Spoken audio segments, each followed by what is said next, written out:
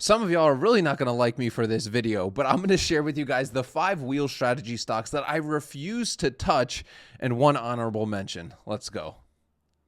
Yo, what's going on, Premium Chasers? I hope you're having an absolutely blessed day. Every single person that comments down below is going to get my 20 favorite Ark Options Strategy stocks completely for free. Just drop a comment and hit that like button and that subscribe button while you are down there. But guys, today I may trigger a few of you. I'm going to share with you guys 5 stocks and kind of industries that I refuse to touch when running the Ark Options Strategy, which is essentially the wheel strategy on steroids. So let's go over the shoulder, and we got to get this one out of the way first, right?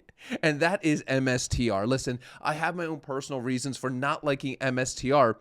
But you can see obviously a big decline on MSTR for the last 6 months, especially trading well below its 200 and 300-day moving averages. I mean, this time last year, this thing was taken off, and I was just watching it when it was at like 412, like last Christmas time, and I was like, people are going to get hurt. People are going to get hurt. And you know what, guys? I am actually back in crypto. I've actually started buying Bitcoin again. I kind of got out fully of it. Once it hit 6 figure, I was like, this doesn't make sense. So once it dropped back down to like that 84 range, I started kind of just slightly DCAing into it. But the thing is, guys, I've been in crypto for a very long time. I don't know if some of you remember the BitConnect days. Yeah, boy. This is what you see. I got a lot of scars of stupid things I've done in stupid ways that I have lost money, from BitConnect promising me 1 to 5% a day returns, right, to even Celsius as well, where I've lost a good amount of money. I've made all of these stupid, degenerate mistakes, and I'm sick and tired of it. And that is why I focus now fully on the Ark Options Strategy on good quality companies. Now, that's not to say MSTR is not a good quality company, guys.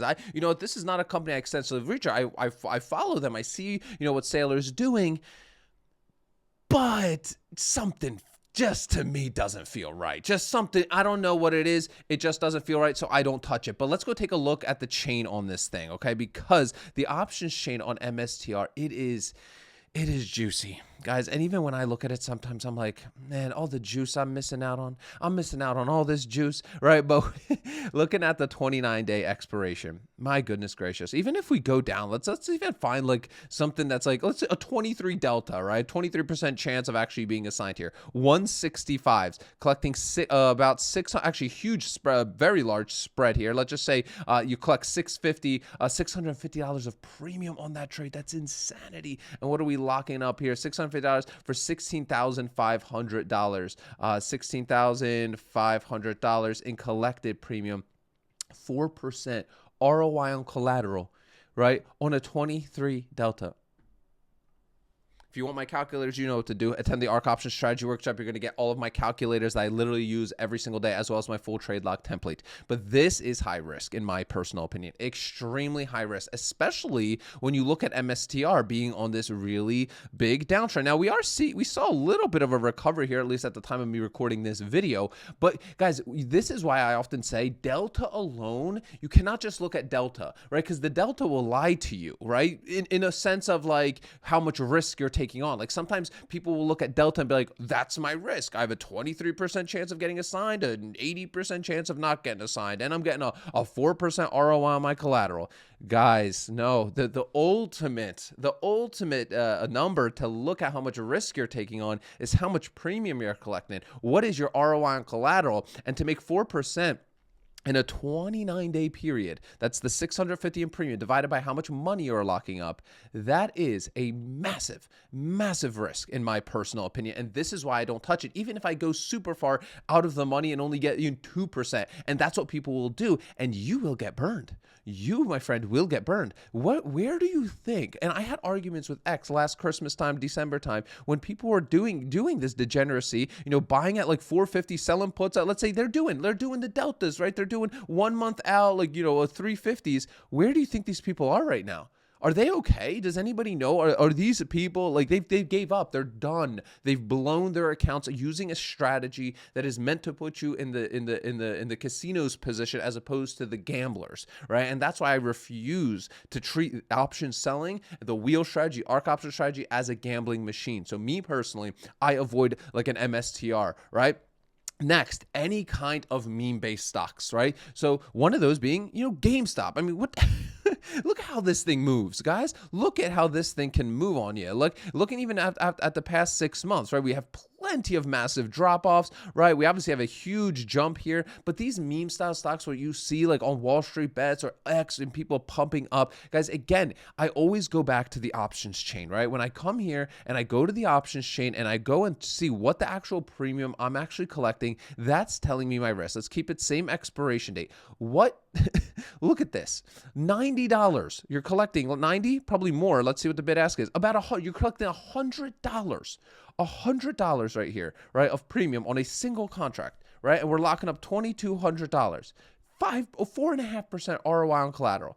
That is insane. That is absolutely insane. And that's on about a 30 delta, right? Even if we look at the 21s, a 23 delta, what are we collecting? 55? Right? Now, listen, $55, maybe a little bit more here. Let me close out this one here so we can see exactly what is the bid ask. So between 55 and let's just say 60 for simplicity's sake, right? We're collecting $60 of premium on this one, right? But now we're locking up, what would you say, $2,100 on this trade. So $2,100 we're locking up for about a 3% return on collateral, which still on a 23 delta is an insane risk, right? Once you're starting to put, now the thing is, guys, what's messed up about this is that that's not like, this is very likely to happen in my personal opinion, just looking at this chart, right? Like think about it, right? Just in like the last week, this had like a massive run up. A 21, right, is not that far off of the current market value, and it has a 23 delta, right? That's why I'm saying these numbers become all skewed and truly a fugazi, and it literally doesn't even matter because the risk you're taking on selling a 21 put a month out,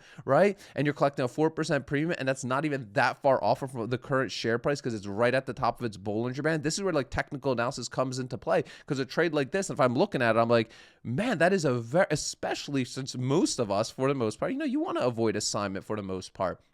But in a case like this, you are very likely to get assigned, very, very likely to get assigned, because that is only the midpoint of the Bollinger Band. And as we know, we usually like to bounce off these bottom Bollinger Bands, bounce off the top, and kind of play in this middle area, obviously sometimes going above it for a bit, but usually we see that retraction and staying within that Bollinger Band area. And especially with it being so overbought right now with a 65 on the RSI, massive risk. Next one is Coinbase. Now, listen.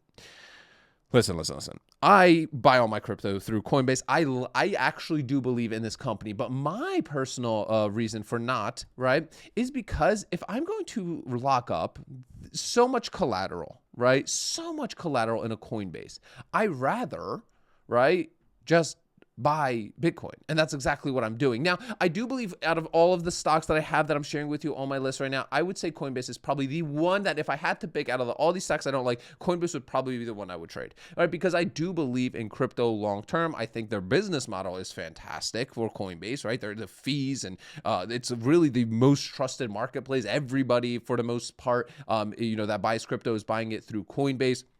So I do genuinely believe in their business model. Just for me, when I think about it, I'm like, hey, you know what? I wouldn't want to over leverage so much into the crypto space. It's the smallest amount of money I keep in like Bitcoin that I have, right? So for me, instead of locking up and putting more kind of collateral into like a crypto company, like I would rather just buy the Bitcoin outright and literally just buy and hold it and not do anything with it. Okay. So looking even at Coinbase, yeah, obviously these are much bigger plays. Let's go find like about a 23 delta, around a 20-ish delta here. All right, so we got a 25 delta here, and we would be collecting just like about, let's just say $750 between the bid ask. And again, you are taking on some bigger risk, but honestly, out of my full list, like if I had to pick, I wouldn't be too bummed. Like if I had to get stuck holding Coinbase, like that would be like I would say the best one. Again, good premium, fantastic premium, large risk, right? As far as setup is concerned, where are we at even with Coinbase in terms of setup? So not bad. We're really testing the 300-day moving average right now at the time we're recording this, but we did take a nice bounce off this bottom Bollinger Band, have been working our way back up. So we'll see if we're going to face some resistance here at the 300-day moving average. Obviously, we usually want to sell our puts at bottom of the bands and sell our calls towards the top of the bands. Obviously, we can't necessarily always time the market, but overall, I like to sell my puts when I'm between the middle and the bottom, and preferably always below my 200 and 300 day moving average. If I'm buying a stock, I really want to be below those key moving averages, especially on a company that I want. To keep beating the crap out of this, right, is going to be IBIT.